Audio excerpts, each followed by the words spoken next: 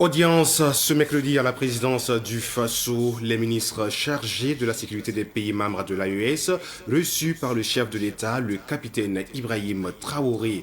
Il était question de libre circulation des personnes et des biens dans l'espace AES. Vous l'entendrez, le ministre Mahamadou Sana dans ce journal. Et puis, litige foncier dans l'arrondissement 6 de Ouagadougou, espace occupé, arbres abattus. Alice Kabouré réclame justice. Vous en saurez davantage dans cette édition. Mesdames et messieurs, bienvenue au journal du soir sur les antennes de Saban TV. Cette actualité pour commencer. Audience à la présidence du FASO, les ministres chargés de la sécurité des pays membres de la Confédération AES ont été reçus par le chef de l'État, le président capitaine Ibrahim Traoré. Les échanges ont porté entre autres sur la question de la liberté, le libre échange des personnes et des biens dans l'espace confédéral. Écoutons le ministre Mahamadou Sana. Nous venons d'être reçus en audience par le camarade capitaine Ibrahim Traoré, président du FASO, chef de l'État et président d'exercice de la Confédération des États du Sahel. Alors nous avons été reçus avec mes homologues du Niger et du Mali, conformément à la feuille de route de l'an 2 de la Confédération des États du Sahel. Il est prévu la réunion des ministres en charge de la sécurité. Donc cette réunion des ministres se tient aujourd'hui même après un travail de 48 heures des experts burkinabés, maliens et nigériens pour pouvoir nous proposer des documents pour être examinés et validés.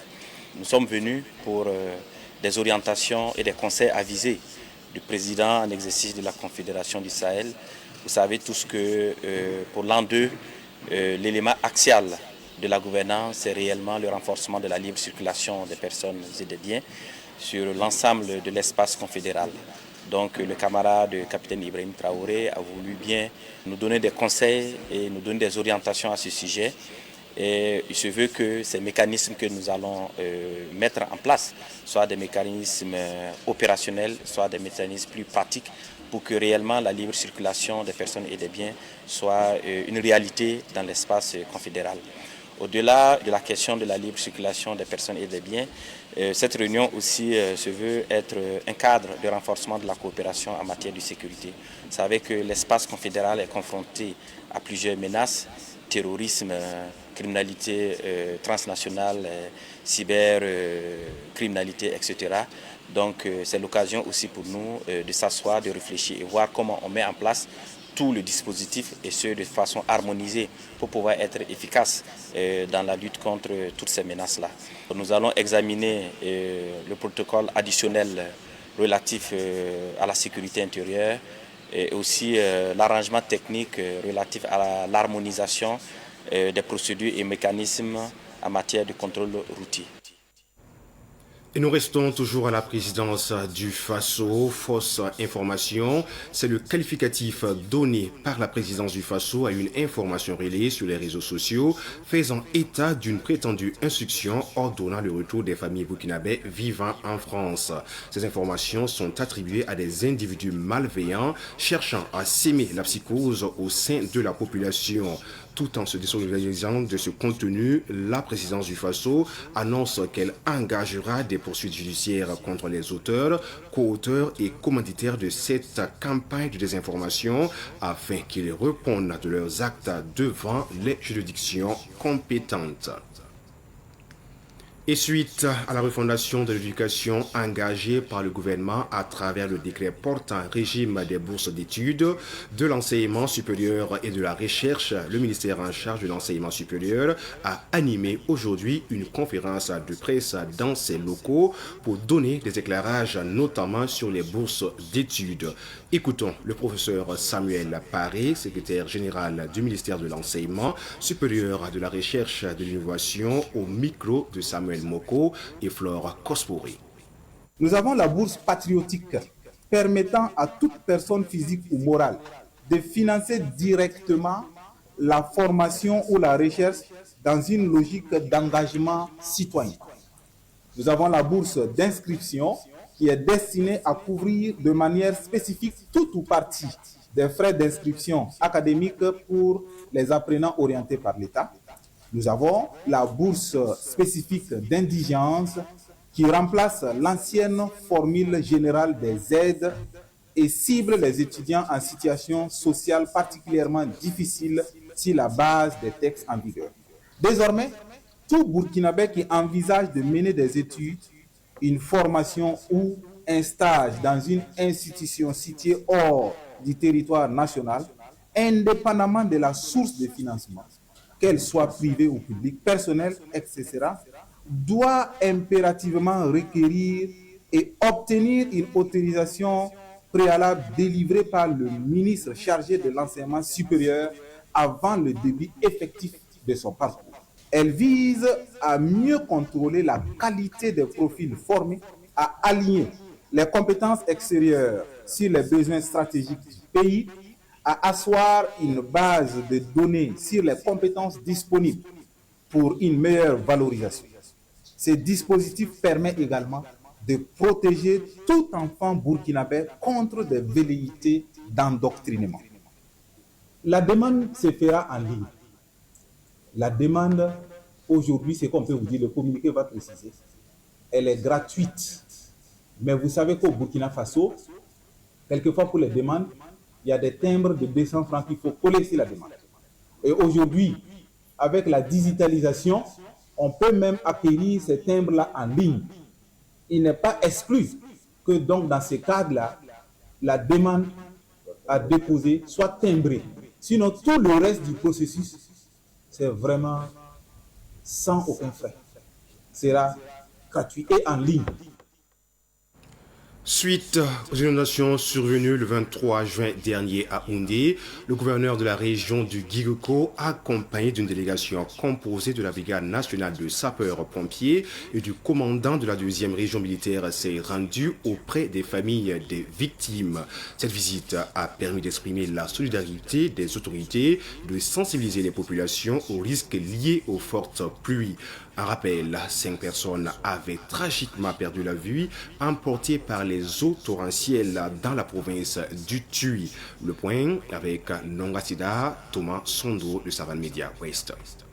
C'est une atmosphère de deuil et de recueillement qui enveloppe la région du Guirico depuis la tragédie. Grâce à l'intervention rapide des sapeurs-pompiers, les corps des victimes ont pu être repêchés, mais les dégâts matériels restent immenses. Habitations détruites, bétail et volailles emportés par les flots. Pour traduire la compassion du gouvernement et apporter une aide concrète, les autorités locales et les corps constitués de la province du Tui ont procédé à une remise de matériel de première nécessité. Au nom du camarade ministre de l'Action humanitaire pour traduire notre solidarité à la population de Houndé suite aux événements du 23 juin 2026. Et vous l'avez suivi avec moi, il y a eu des fortes précipitations suivies d'inondations. Et ces inondations ont causé d'énormes dégâts. Et au regard de l'ampleur, en tout cas, de ces dégâts-là, qui se sont soldés même par des pertes en vies humaines, il était de bon ton que nous puissions venir traduire notre solidarité, notre compassion aux familles des victimes décédées et également aux familles qui ont vu leur habitat emporté par les eaux, pas seulement que les habitats. Il y a eu aussi de la volaille, des animaux en tout cas qui ont été emportés par les eaux. Au-delà de l'aide humanitaire, le message des autorités se veut un véritable électrochoc pédagogique pour les populations à l'entame de cette saison pluvieuse. Les circonstances du drame de Houndé rappellent cruellement le danger de braver les courants d'eau. Il faut que les populations comprennent que les mesures que le gouvernement prend, c'est pour leur propre sécurité. Éviter les zones inondables, éviter d'aller construire dans les zones inondables, éviter d'aller construire sur les passages d'eau. Et enfin, nous présentons nos condoléances aux familles éplorées et prions pour le repos des âmes des disparus et souhaitons un prompt rétablissement aux blessés. Alors que l'hivernage ne fait que commencer, cette tragédie à Houndé sonne comme un avertissement solennel. La vigilance doit rester maximale pour éviter que l'eau, source de vie, ne devienne à nouveau synonyme de deuil. Être déclaré à la Caisse nationale de sécurité sociale est une obligation légale pour tout employeur, est une garantie essentielle pour les travailleurs. Pourtant, certains salariés exercent encore sans être immatriculés, les privant ainsi de leurs droits sociaux. Quelles sont les démarches à entreprendre dans une telle situation? Élément de réponse avec le chef section immatriculation à la direction régionale de la CNSS de Ouagadougou, Jean-Yves Woba. Il était l'invité de l'émission Bonjour le Faso avec Abzeta Nikiema. Écoutons-le. Qu'est-ce qu'il faut faire dans ce genre de situation où vous êtes employé dans une entreprise et on ne vous a même pas déclaré à la Caisse nationale de sécurité sociale? Qu'est-ce qu'il faut faire? Qu'est-ce que l'employé doit faire? Alors, question très pertinente. J'avoue qu'elle revient à chaque fois que nous avons une séance de sensibilisation. Ah bon, vous voyez que c'est une réalité, non? En réalité, la CNSS dispose d'un service contrôle animé par des contrôleurs compétents et rigoureux. Et ce service-là existe dans toutes les représentations de l'institution. Donc, que ce soit dans les agences, que ce soit au niveau donc de la direction régionale, au siège de la direction régionale, il y a des contrôleurs qui peuvent prendre en charge ces dossiers-là. Donc, il faut que l'intéressé se rende à la CNSS. Et une fois à la CNSS, muni bien sûr de tous les documents, de toutes les pièces qui prouvent qu'il est d'abord travailleur salarié auprès de l'employeur en question, il va voir un contrôleur, s'entretenir avec lui, avec qui il va donner toutes les informations nécessaires pour que l'on puisse effectuer un contrôle. Il faut dire que ces informations sont consignées sur un document que nous appelons habituellement plainte travailleur. Et je vous avoue que le professionnalisme des contrôleurs fait en sorte que la plainte soit anonyme ou que la plainte donc soit connue, mais toujours est-il que vous pouvez être travailleur en activité et vous venez, vous portez plainte, mais la plainte sera anonyme. Et on va, sur la base donc de ce document, effectuer un contrôle et régulariser la situation de l'employeur en question. Nous avons des situations également où le travailleur, il vient, mais il est en fin de carrière. Il détient son certificat de travail. Là, il n'a plus forcément besoin de cacher son identité. Donc, il émet une plainte en bonne et due forme, on l'enregistre et on effectue un contrôle pour régulariser donc sa situation au sein de l'entreprise. Donc, il faut dire que dans tous les deux cas, les contrôleurs gèrent. Nous vous le disions en titre, un litige foncier oppose Alice Cabré, restauratrice à l'arrondissement 6 de Ouagadougou, à un certain Compaoré. Alice Cabré réclame justice car elle voit son espace occupé, ses arbres coupés par le sieur Compaoré pendant que l'affaire est pendante en justice.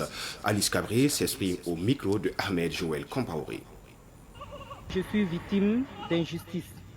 Une injustice parce que tout simplement, il y a un monsieur du nom de monsieur Compaoré qui s'est levé, par ses premiers documents, je vois qu'il avait une superficie de 2595 mètres carrés. Et en 2024, il est allé se faire une attestation de 6052 mètres carrés. Et là, il a construit, fermé toute une voie, la seule voie qui mène même aux abords du canal lorsqu'il y a intervention ou bien il y a maintenance. Et de là, maintenant, il s'est permis, il dit que non, et normalement, il devrait rentrer dans le terrain, dans le domaine où moi aussi j'exploite. Donc, et ce n'est que le lundi 29, j'étais là, à ma grande surprise, il s'est fait accompagner par les hommes de la sécurité et ces huissiers, ils sont venus abattre les arbres. Par cette injustice, puisque quand les forces de l'ordre étaient présentes, je les ai signifiés comme quoi nous sommes en cassation. On a fait un appel en pouvoir à cassation et ils n'ont pas voulu m'écouter. Son huissier aussi a refusé de réceptionner le pouvoir en cassation. Et d'un côté aussi, je les ai signalé qu'il y avait les services des eaux et forêts qui étaient venus en temps, qui ont trouvé que son attestation n'était pas plus âgée que les arbres qu'il veut abattre. Donc ce jour, les eaux et forêts ont refusé d'exécuter leur demande. Et c'est après ça maintenant qu'ils se sont organisés et je ne sais pas comment, par quel recours, ils sont venus le lundi 29 juin et abattre tous mes arbres. Et par cette injustice, c'est pourquoi je trouve nécessaire de demander à toute la nation burkinabé, à nos autorités, toutes nos autorités compétentes, et je demande encore à tous les médias, Savane FM, je vous remercie aussi, de m'aider pour que justice soit faite. Autre chose dans cette édition, dans le cadre de la paix au Burkina Faso, l'association Jeunesse Debout pour le Faso a organisé une grande journée dédiée à la paix et la cohésion sociale à travers la prière et un tournoi de football. La finale du tournoi de football s'est tenue le 27 juin dernier sur le terrain du football de Zongo dans l'arrondissement 6 de Ouagadougou en présence de Ruben Wilson Kojo. Cette finale 4e du genre mettait aux prises les deux meilleurs clubs U17 du tournoi, à savoir Avenir Football Club de Gouguin et Bendré Athletic Club. Une finale qui a attiré du beau monde, parmi lequel on peut remarquer la présence de l'international burkinabé Bakary Koné alias Général Bako. Ce soir, je suis là pour le foot et pour la cohésion sociale et la paix. Sous l'invitation de mon frère Daouda, j'ai décidé de venir soutenir ces jeunes et son événement. Et il y a le foot. Donc l'événement d'abord c'est trouver la paix sur tout l'étendue du territoire et entre nous, entre peuples du nord, du sud, de l'est, de l'ouest et entre musulmans, chrétiens, bouddhistes, wakman comme on le dit. Mais bon, la deuxième phase c'est le foot. Les U17 venus soutenir aussi les jeunes frères. Une finale qui a tenu toutes ses promesses. Score final 2-1 pour Bangré Athletic Club. Les objectifs, c'est d'apporter notre modeste contribution à l'effort de paix au développement du football burkinabé. Au cours de cette journée, comme le nom l'indique, grande journée de paix et de cohésion sociale, il y a plusieurs activités que nous faisons. Il y a la lecture du Coran pour la paix au Faso. Il y a des matchs de gala, la cohésion sociale entre les deux quartiers, Zongo et Zatouli. Il y a aussi la grande finale qui est là pour le trophée Sec-Boise. Le parrain de cette 4e édition s'engage à toujours accompagner de telles initiatives. Tout ce qui parle de cohésion sociale, de paix, quand tu es conscient de l'avenir de ce beau pays, il faut vraiment t'impliquer. Et c'est un immense honneur pour moi de me joindre à des immenses personnalités comme le Zatouli Naba, le général Bako et le commandant Souabou, vraiment à cette cérémonie, à ce tournoi. Du moment où c'est un acte citoyen, c'est un acte patriotique, ouais, donc je suis vraiment partant pour les accompagner chaque année. Oui. Les différents acteurs ont reçu des prix en nature et en espèces. Notons que ce tournoi a démarré le 13 juin avec au total 16 clubs.